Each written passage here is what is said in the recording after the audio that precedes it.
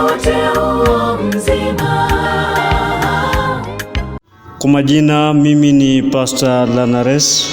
Tunawatakia heri ya mwaka mpya. Tunawashukuru sana kwa sababu mliendelea kuwa waaminifu kufuatilia vipindi vyetu. Basi tunapoanza mwaka mpya, tunasema Mwenyezi Mungu aendelee kuwabariki, na tunasema maneno haya ambayo yanapatikana katika kitabu kile cha Hesabu sura ile ya 6. Tunasema Bwana Mungu aendelee kuwabariki ninyi wasikilizaji wetu na kuwalinda. Bwana Mungu awaangazie nuru za uso wake na kuwahifadhi. Bwana Mungu awainulie uso wake na kuwapa amani.